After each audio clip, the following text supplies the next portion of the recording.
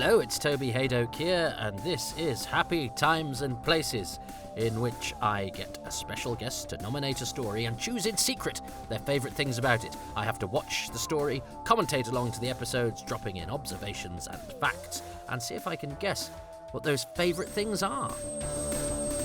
Hello, I'm Gav Rymill, and I'm a writer and 3D illustrator for all kinds of things, including Doctor Who magazine and the Blu-ray range, and I spent most of 2020 illustrating the Dalek Combat Manual. Thank you, Toby, for inviting me into this project. It's very exciting to be here. And the story that I am nominating for you is Silver Nemesis.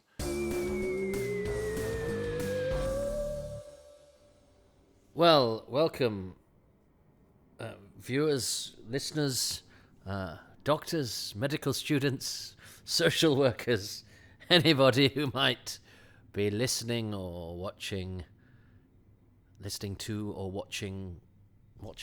Happy Times and Places. I hope wherever you are is one or other of those things, or both. I'm taking you back to season 25. Just noticed I've been a bit one-track minded in my selection for... I'd actually lined up for after this Attack of the Cybermen, and then just realised, hang on, there would have been the 5 Doctors, Silver Nemesis and Attack of the Cybermen in 3 out of 4 sort of chronologically released podcasts. So, sorry, Attack of the Cybermen fans, you're going to have to wait. It's because it's the only other Colin Baker that somebody has recorded an intro to. I have many on a promise, but nobody's been forthcoming. But I can't do 5 Doctors, Cybermen, Silver Nemesis, Cybermen, and then Attack of the Cybermen. I've got to try and eke things out, you know. Cybermen included. So anyway, but that's for another time. We are in the midst of Cyberville, but they're mixing it up with some Nazis and a lunatic woman from the olden days.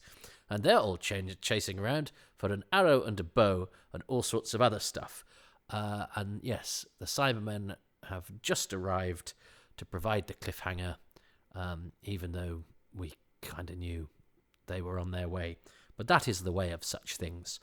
Okay, so I would like you to press... We will see what Gavin Rymill thinks at the end of this episode. But I would like you to press play or... watch from the beginning, which is what I'm pressing because I'm watching on BritBox. In 3, 2, 1, go. And now it will take ages to load. And so, what's happening? And doo-boo-doo-doo, there we go. We're into Doctor Who.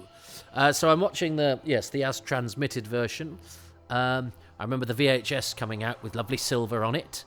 And then the DVD, which I think controversially didn't have the special edition, was it? Which seems like an odd decision now. Why didn't they do that? Was it as an extra? I can't remember. I haven't even looked because it's not a story I watch very often.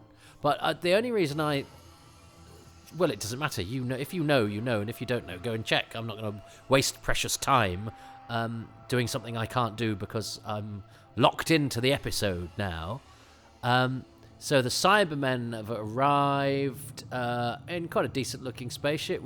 And I like the way that the light shines on Anton Diffring's face there, and there's wind blowing on Sophie Aldred to suggest that CSO spaceship is actually in the same vicinity. That's a decent effect.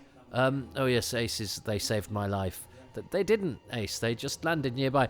Seeing David Banks bottom of the cast list for episode 1 meant you kind of anticipated, the reveal of the Cybermen is going to be the end of the first episode, which in Earthshock was a masterstroke because we didn't know the Cybermen were going to be in it.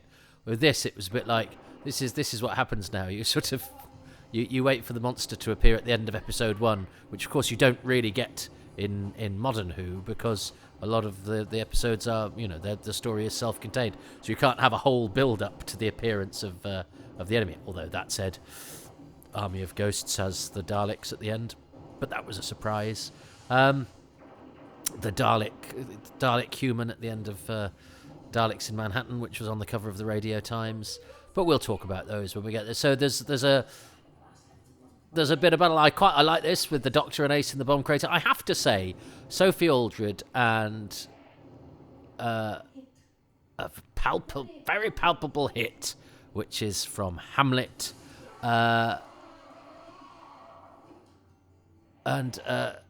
Yes, the Cybermen. Now, somebody said gold arrows would actually be very weak, but you could say maybe it's just it's gold. It's gold on the outside. We get into problems with the coins later, but we'll talk about that. I remember being slightly disappointed with this fight because actually nobody gets all these Germans get sort of killed by explosions that happen in front of them. But actually, looking at this, I think this is all right now. This is quite a decent battle. His leg moves a bit awkwardly there. This is quite funny. Oh, I know that's a buddleia behind him now. I didn't know anything about flower. Buddleias grow anywhere. I've got one growing out my front wall. I'm quite pleased it's grown because the seed flew on the wind. So I didn't actually plant it. I did plant one a bit nearby, having bought it from a garden centre. You don't need to buy buddleias; they grow everywhere. But I'm told that I need to get rid of it, or it will destroy the wall. But part of me is going, yeah, but I grew that without trying. So anyway, that's the Nazis get killed off fairly quickly.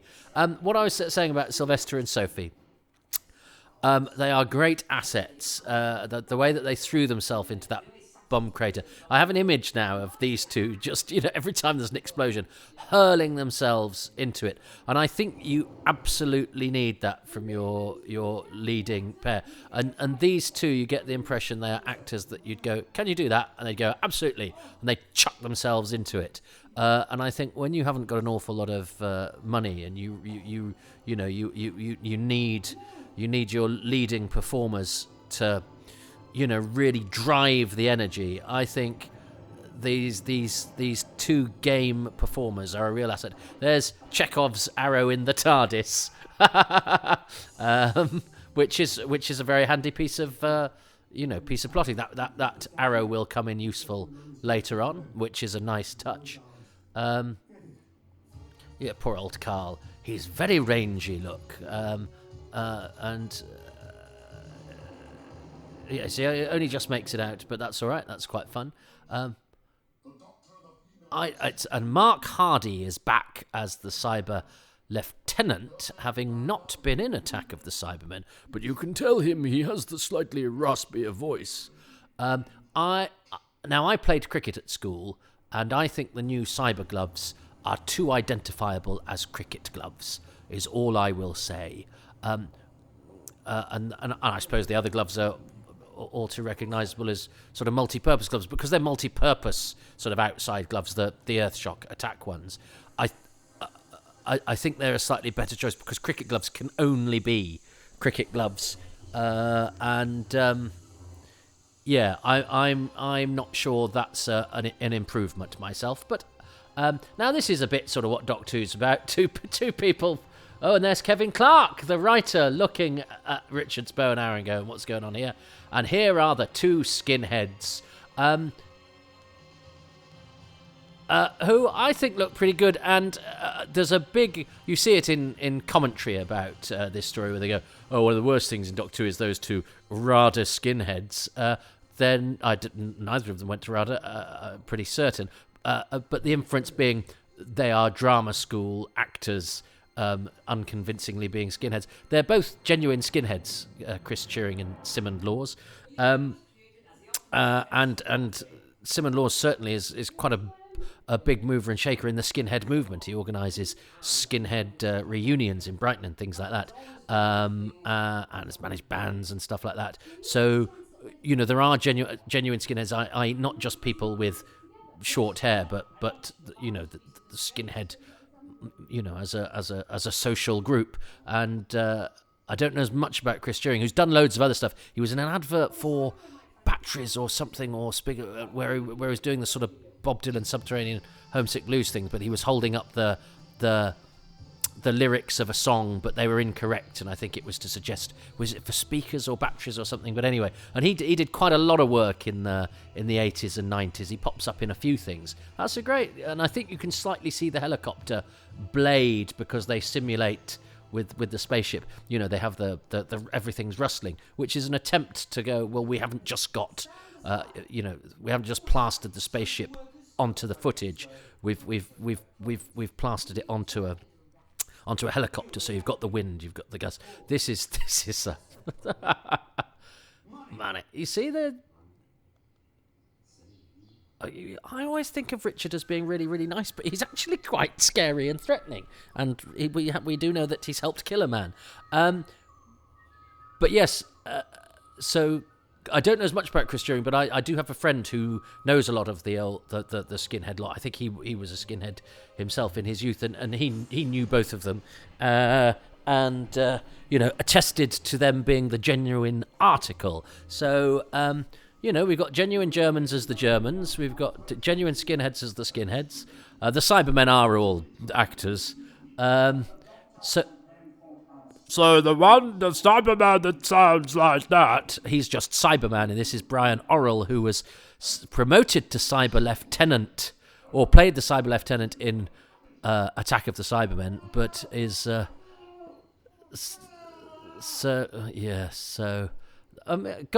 the skinheads don't actually get an awful lot of screen time. That's pretty much it, isn't it? We've got the punchline to their hilarious contribution to Silver Nemesis. I mean, anyway, I mean it's the whole of that encounter is I would say could do with some polishing, shall we say? I don't know what the actors are really supposed to do with it, but anyway, yes. So we've got the three Cybermen who've all got a history with the show. I actually think these slightly shinier helmets look absolutely great in this. I was going to say this set, but in this location, which is nicely lit. And considering all the sunny stuff going on outside, yes, because we are, of course, in the height of November. It's a very November afternoon. This looks really nice. I think the lighting in here is fantastic. The Cybermen look great in it, and the slightly sort of black metal gold. Now I just started to know some fan groups at this point. There was a fan group in the West Midlands, and actually somebody I knew had read the script of Silver Nemesis, because scripts used to leak out early, and I never particularly wanted to know. I've never really been one for spoilers, particularly. And they'd mentioned the bit of the Cybermen listening to the jazz and going, "This is meaningless," and saying what a brilliant thing that was. And it is. It's great. It's great. It is a fairly simple thing, but it's a summation of, the Cybermen, of course, would not understand the subtleties and free-form brilliance of jazz. So social workers is the...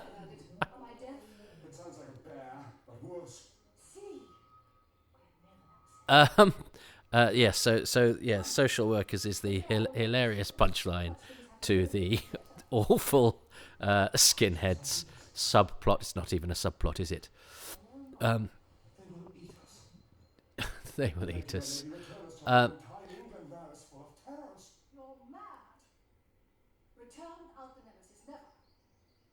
Yeah, so I do quite like these two. I mean, it's not...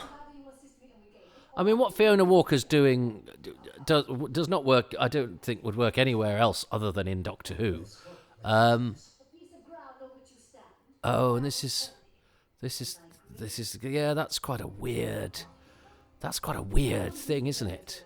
I quite like that concept actually, because it makes him think of his own mortality, but also the idea that you are standing upon your own bones is really weird, and it's quite strange of her. She's bananas, isn't she?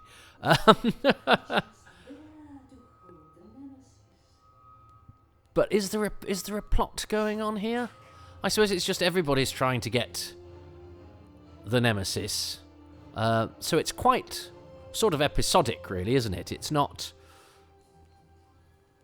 there's not much plot advancement apart from we've got the Nemesis, you've got the Nemesis, and everybody keeps stealing it from each other. And I suppose at the end it's revealed that the Doctor, the Doctor had sort of manipulated everybody into place in order, that he was able to destroy the cyber fleet and send it into space again.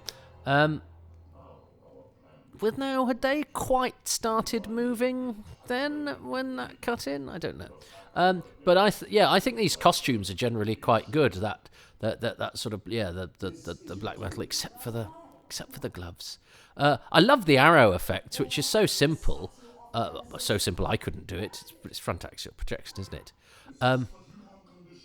Madness. Oh, I like the way the Cyber left in a human condition of madness, he said, pointing at his head. That's what I go, these lady pain forts are crazy. But so she's gone mad quite early, hasn't she? Or was she mad right at the beginning? Oh no, because she gets a bit mad later. The whole gold thing, I don't. I mean, but it's in the ground. That one's not. That one's in you.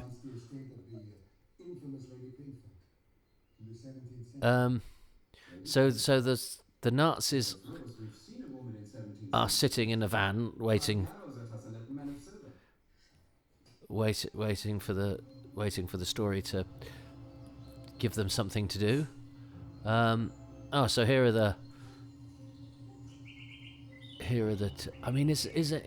now I've got to accentuate the positive. That spaceship doesn't look as good on the big screen but I recall it being absolutely perfectly acceptable at the time.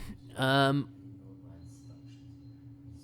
this is all shot on videotape on location, isn't it? And that's always, I think, quite hard to make atmospheric, especially at although there are summary stories that Pyramids of Mars is quite summary, isn't it? And Android Invasion, so they're not necessarily, it's not necessarily a bar to an atmospheric story, although of course this isn't supposed to be set in the summer. This is supposed to be set in November.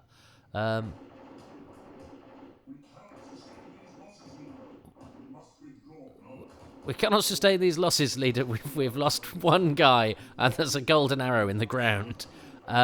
It's not quite sure what to do with gold, is it? It's the idea that they can't go anywhere near gold, which suddenly makes gold like a bit of magic rather than that thing about it clogging the chest plates. That at least has some kind of sci-fi logic to it, rather than the gold just kills them because gold's like their magic nemesis.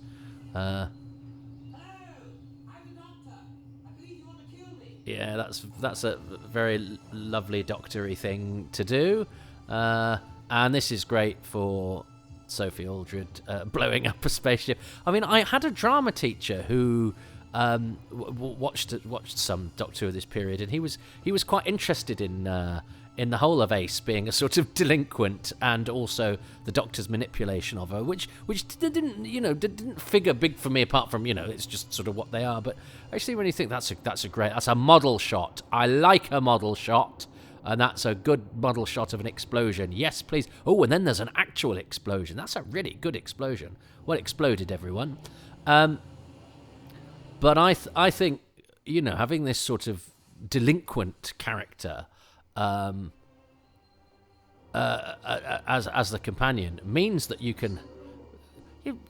Why did you think it was betrayal as well? I don't know. Just the same as the Cybermen didn't save Ace's life. Their spaceship being blown up wasn't really betrayal. But anyway, it's just a moment, isn't it? They didn't save your life, Ace. They just landed. It's not all about you. Typical bloody teenager. Yeah, a thing happened, and it was all about me. But I think having Ace as this sort of problem arsonist I didn't really think about it at the time, but I think it's a really smart move, because actually you get to have your cake in it. Because if you wanted to, it's a bit like the Brigadier. You can get somebody to do all the stuff that the Doctor absolutely wouldn't do and wouldn't really approve of, but actually kind of needs to happen. So it's very useful from a plotting point of view. But then you have the sort of slightly troubling thing of his sort of manipulation of her, and the fact that he, it's a slightly dodgy Eliza Doolittle thing that he's got going on, which is really open, which really sort of speaks a lot about the character and the dynamic, and what's is it, it's that sort of Troughton-esque thing of behind the sort of capering sort of melancholy overgrown schoolboy. There's a Machiavellian manipulator, and I think the more that I think about this era and the relationship between the Doctor and Ace, it's a really sort of quite sophisticated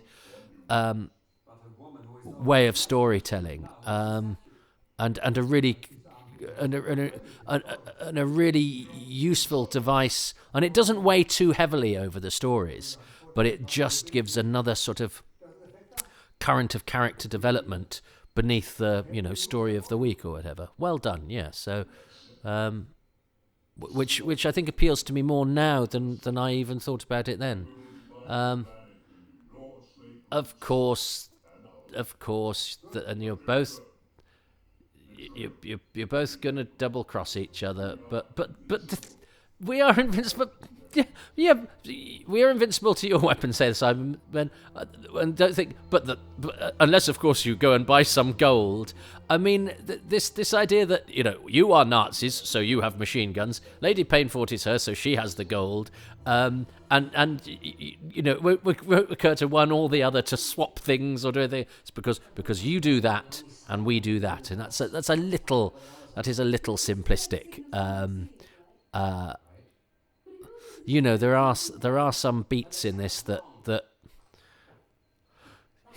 a little simplistic. And I only say that because, as I say, that's a lovely tree though, and that's a great set, as it were. They're filming outside; they can't build anything. Whoever found this piece of scenery, it's a lovely, great fallen tree, and having Ace underneath it and the Doctor over it, that's lovely staging. No, yes. It's every 25 years. I mean, one thing's on the eve of the really bad thing. 1938. Yeah, which isn't Hitler annexing Austria isn't the worst thing that happened at around that time. It may have set about World War II, but so. I mean, it's a stretch, but I remember thinking it was quite neat. And of course, 1963, Kennedy assassinated, which then leads to the 25 years of Doctor Who. That is nice. So I'm being a bit mean there. That the eve of World War II is sort of worse than anything that happened in World War II. But I remember as a kid that was very, very neat for me, and it's a nice little history lesson. I think that's a very good idea for the 25th anniversary story, to try and tie in that 25 actually means something, and that every 25 years something bad happens. I think that's a good piece of storytelling for the anniversary story.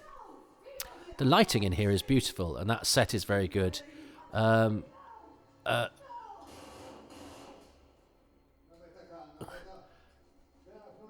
Good old Richard. It's funny. Richard actually transforms, doesn't he? I hadn't really even noticed that at the time. He seemed quite nice at the time, but I've bought some gold. Yes. Well, no, but you can be killed by laser guns and machine guns. I mean, that's very silly. The thing about we'll be all right because we're not vulnerable to gold. You're vulnerable to loads of other things, though. I think that the effect of the Nemesis statue is superb.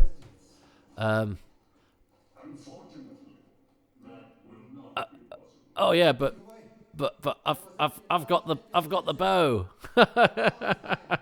Well, the prayer is yours, but it's not though, is it? Even if you had the bow, they could still now just take it off you. You're not suddenly vulnerable because you don't have the bow in the box. That's nonsense. They could just anyway. So yeah, that I think all of that needs a little bit more thinking through. But I am supposed to be being very positive. Now I really like. Hello, little chameleon.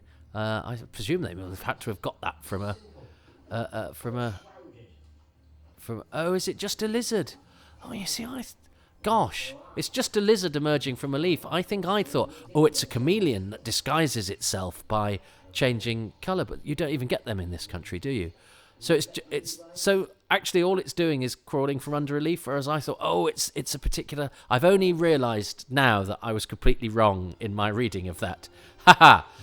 Anyway, I like this cliffhanger because it reminds me a bit of the cliffhanger of episode 2 of The 10th Planet, where, spaceships are in formation, which I love as a cliffhanger. And I don't think this is... And I remember saying to a friend at the time, they said, oh, yeah, I think it was deliberate that they tried to... I think that was just a fan being a fan. I don't think they've deliberately tried to echo the cliffhangers of The 10th Planet. I think it's just a coincidence because the cyber reveal at the end of part 1 is kind of, that's the fact that they've got that commonality is not unusual. And yeah, I think it's just a coincidence. But anyway, I do quite like that cliffhanger because of what it reminds me of. A confession: I had a friend at school, David, who used to sort of test me a bit. He used to say, "Who played so and so?" And I hadn't got the Radio Times this week, and so I didn't actually know who'd played the Skinheads. I knew I'd watch it later in the week, and they'd fall to memory. But the very next day, he went, "Okay, who played De Flores?" And I went, "Anton Differing." He went, "Who played the Skinheads?" And I remember saying, I think I said, because I'd remembered other names on the credits, so I said, I definitely said Scott Talbot and one other. Scott Talbot's the sound. I think I maybe said Ian Dow, who's the lighting. And he went, no, one of them was Chris Shearing. And so I'd tried to bluff my way into knowing something, and being a bit of a show off. And I was wrong. And I got found out. So there's a lesson there. Don't pretend you know. And actually, I am pretty good at knowing who played people, but those two names hadn't sunk in overnight, and I tried to bluff it out rather than just go, I don't know. The freedom now of just going, I don't know, is quite nice. But I'll forgive myself because I was in. How old was I? I was 14, 15. But anyway, the confession time. I'd forgotten I'd even done that until I saw the credits coming up. I went, oh yeah, I was foolish and I was caught out. So anyway, what is my favourite thing of episode 2? I quite like the bit where you find Richard's bones. I quite like I thought the battle between the Nazis was quite good. I love the way Sylvester and Sophie jump about and throw themselves into things. Sophie Ace blowing up the spaceship is good. The spaceship blowing up is very good, actually. I do like the Nemesis statue effect. I think it looks great in that sort of gossamery, cobwebby stuff. When it takes the arrow. I love that effect. That's going to be one of my favourite things. It's just, is it one of my favourite things of this episode? I think I might choose the spaceship blowing up because I like a model. And then, of course, it cut to a nice big practical explosion as well. And I like the fact that Ace is a companion who can blow things up. So I think it's got a lot of different things to recommend at that particular moment. So yeah, there's plenty in there, isn't there, to find? Even though, as I say, I do find a little bit of the sort of simplistic sort of plotting shenanigans is obviously stuff I talked about whilst trying to accentuate the positive, and I apologise for that, especially if you're a fan. In fact, I was working on something this week. I was working on a radio series, and one of the two illustrious writers, and one of them who listens to this, hello. I don't know if I can talk about the show yet, though. Was saying this was very much his era, and he loved this story because he was the right age for it, and all the ace charging around, blowing up Cybermen. This was exactly what he needed as a 9-year-old. So I'm aware that I'm perhaps slightly less forgiving because I was just a few years older, and so a blooming teenager-y, finding fault in everything. And as somebody who's had teenage children, I'm aware of how draining people of that age who find fault in everything are, because sometimes you just want to say, oh, not everything has to be, oh, it's rubbish, and you couldn't do better yourself, so maybe we're watching this in the shadow of my moany teenage self, for which I can only apologise. But there's plenty in there. Loving the locations in places, and that crypt location is lovely, and the lighting in there is very good. So there's plenty in there. So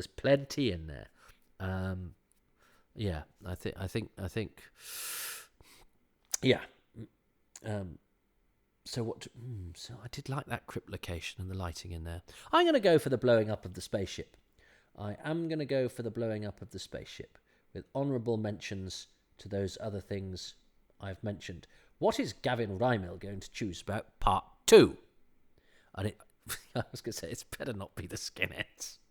Silver Nemesis episode 2 opens with a very impressive battle scene, and I could be tempted to nominate that whole sequence as it's brilliantly shot and well edited, and it makes it look very expensive when it definitely wasn't. My pick is the way in which the gold arrows defeat the Cybermen, the juxtaposition of the new technology and the medieval weapon.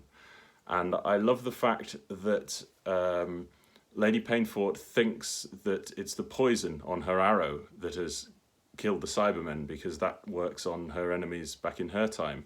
And of course it's not, it's the gold, which she's put there just as an ostentatious display of wealth, because she's a narcissist.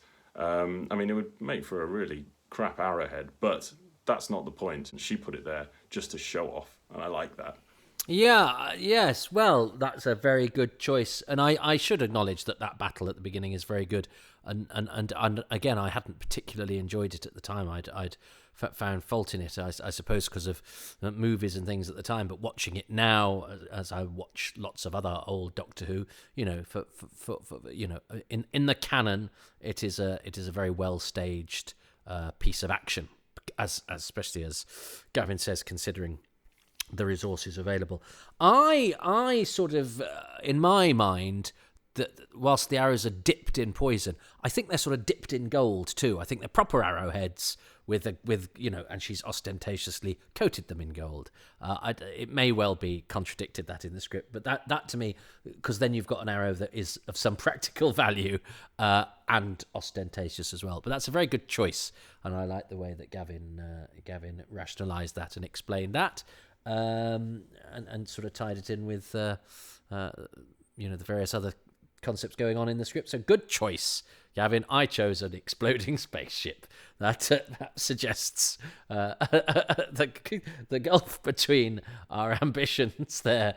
Gavin thought of something that was very good, well character based and worked within the themes and ideas and practicalities of the story. And I just went for arson. I went for teenage arson.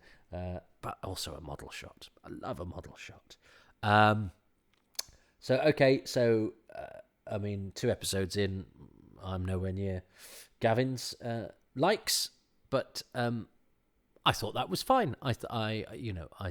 It's a perfectly enjoyable slice of Who. I'm never gonna say it's gonna be a huge favourite. So apologies to fans of this era, because you are tuning in to hear me accentuating the positive, and I've done a little bit of whinging there. I will try to invoke the image of my teenage son disappointing me by being scornful of everything, and how much that saddened me at the time. Well, it still does a bit because he's 17 now. But he's much more engaged now. I think he's through the worst of the scornfulness. But it does. But that thing when you proffer something is so I will try and invoke that image when I watch part 3 and be a bit more positive. So thank you very much. I hope you enjoyed it, and that whatever your favourite thing is was mentioned by one or other of us. Or if not, that only goes to show that even, as Gavin pointed out, the least popular Cybermen story has enough favourite things in it that between us, we can piece together something magnificent. But until next time, it may not be a palpable hit, but I hope it is some kind of hit. Goodbye. Thank you so much for listening to Happy Times and Places, which is presented by me, Toby Hadoke. My special guest this time around is Gavin Rymill, who is on Twitter at The Mind Robber. You can also check out his Twitter feed at Dalek6388. That's fabulous. As are the patrons who make these podcasts possible, and they include Darren Mackay, Ian K. McLachlan, Gavin McLean, Rick Moran, Nathan Martin, Adam Parker, Barry Platt, Risto Matti Sarillo, Frank Shales, David Trainier, Luke Atkins, Peter Adamson, John Arnold, Kevin Ashelford, James Bell, David Bickley, Will Brooks, Rick Byatt, Robin Bland, Alex Kapajoglu, Paul Carnahan, Andy Case, John Curley, Mark Dakin, John Elledge, Sam Estirem, Gary Gillett, James Gould, Lisa C. Greco, David Green, Fraser Gregory, Paul Gregory, Dave Hoskin, Richie Howarth, Andrew Jordan and Ashley Knight. The music is by Dave Gates, the artwork by Dylan Patterson. Oh, well, if you would like to be on that list of patrons, all you have to do is to go to patreon.com/Toby Hadoke. The donations that these people kindly provide enable me to spend proper time doing, proper edits and, using proper sound equipment and all of that sort of stuff. But also keep these, and I think this is critical, ad-free. A few people have suggested I do adverts, but I don't think I'd like to sort of go, and now we interrupt Silver Nemesis for these messages. Men, are you skinny? Or whatever. So I'm keeping them ad-free. But that's because, well, as I say, the patrons enable me to do that. So thank you to them. And if you would like to be one of them, yes, patreon.com/Toby Hadoke. £3 a month is the lowest tier. You can get 10% off that if you sign up for a year. 10% off any tier if you sign up for a year. And what a patron gets is bonus material, exclusive releases, a podcast all to yourself called Far Too Much Information, interviews with Doctor Who cast and crew that haven't been heard anywhere else, and crucially, pictures of my dog Bernard.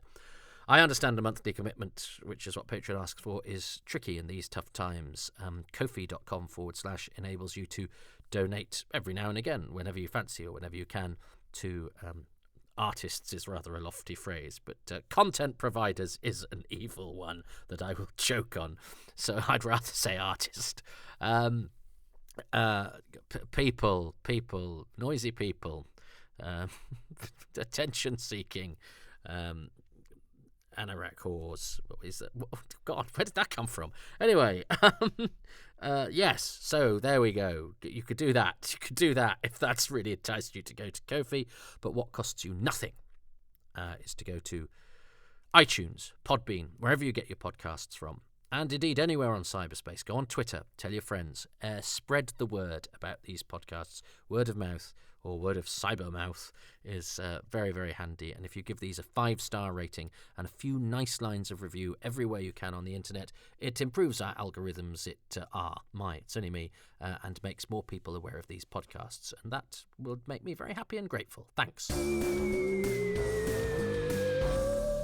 I'm a comedian too. I perform regularly at XS Malarkey Comedy Club in Manchester on a Tuesday. XS also has a twitch.tv/XS Malarkey channel where there's an archive of highlights from our lockdown shows featuring comics from around the world, from the US, from Australia, from the UK, all glued together by me. It's what we did to keep people smiling during lockdown. So twitch.tv/XS Malarkey. I'm on Twitter at Toby Hadoke. XS Malarkey is on Twitter at XS Malarkey, and these podcasts have their own feed at Hadoke Podcasts.